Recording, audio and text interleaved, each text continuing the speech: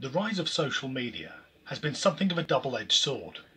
On the plus side, it allows people of different nationalities, races and religions to converse with one another. But on the downside, any idiot, myself included, has a platform to share their opinions. The only difference being is that when I talk about a subject, I tend to read up on it, whereas conspiracy nuts just tend to shout out whatever screaming is going on inside their heads. Social media has also allowed for more interaction among the peasants and the rich and famous, athletes, actors, musicians, etc. But that comes with its own problems. One of my pet hates is when celebrities give their opinion on topics they know nothing about. And during the lockdown I was watching daytime TV, and to be honest, after watching British daytime TV, I'm surprised there aren't more suicides. But on this show there was a phone-in about depression. The guest on the show was a doctor, an expert in her field, but every time after she'd spoken to the caller, the host of the TV show would chip in with his opinion. And given that this celebrity is a former local radio DJ who got lucky and made it onto TV, it's unlikely that he's the best person to discuss psychiatric issues. Also during lockdown we had detestable celebrities like Madonna and Sam Smith sharing their tales of hardship in an attempt to try and stay relevant. But now a proper A-lister has said something sensible.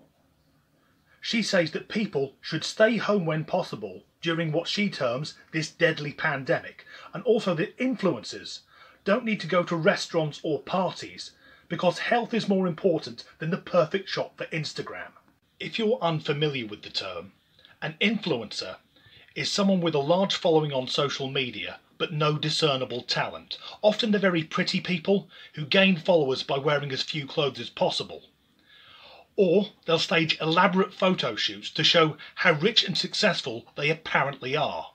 In the UK, a number of influencers were caught out when it transpired they were all posing in the same Ferrari. A Ferrari which is registered to a rental company. Now that's easy to do. Here is my Lamborghini Countach, which I happen to store at the Haynes Motor Museum.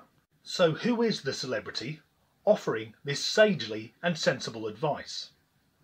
It's Ariana Grande. So compare that to last week's US presidential elections. Now I'm not going to get into that for two reasons. The first being that although I have nothing against the Republican Party, I cannot abide Donald Trump. And secondly, I'm a Brit, so my opinion counts for shit. But Donald Trump advised his followers not to vote by post, despite that being something he's done himself in the past. So on election day and over the weekend, thousands of people were congregating, mostly without PPE, in the country with the most cases of COVID in the world. And I looked at the TV and thought, many of those people will soon be dead, and I wouldn't wish that on anyone. But it was like watching natural selection in real time. So how fucked up is 2020 when Ariana Grande, a 27-year-old singer with a name that sounds like a cup of coffee, who's collaborated in the past with Nicki Minaj, is giving out better medical advice than the leader of the free world?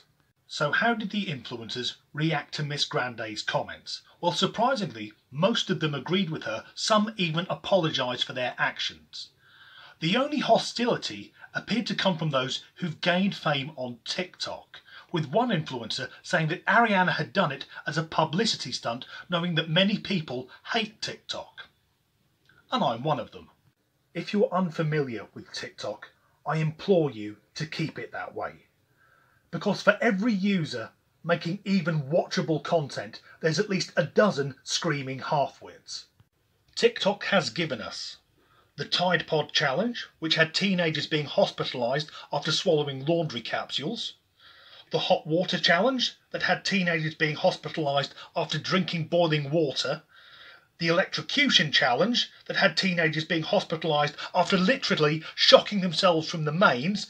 Add to that the Condom Challenge, the Coronavirus Challenge, the Turn Your Pee Blue Challenge, and the Piss Your Pants Challenge. This isn't a sight for the intellectually gifted. Nor is it for anyone with a sense of decency or a functioning moral compass. In recent months there's been the 9/11 challenge, where people cosplay as the victims of the 2001 terrorist attacks, and you think that's as low as it's possible to go. But then came the Holocaust challenge, where people pretend to be those who were murdered in the death camps by the Nazis. And these are the people saying that Ariana Grande is somehow attention-seeking. In the interests of balance, just to scroll back a little, I should say I'm not a big fan of Joe Biden either. But given his age, a couple of cold nights in February and America gets its first female president.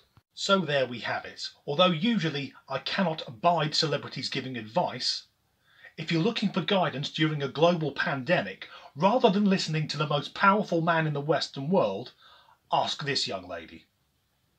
I'd like a go on her. Thanks for watching.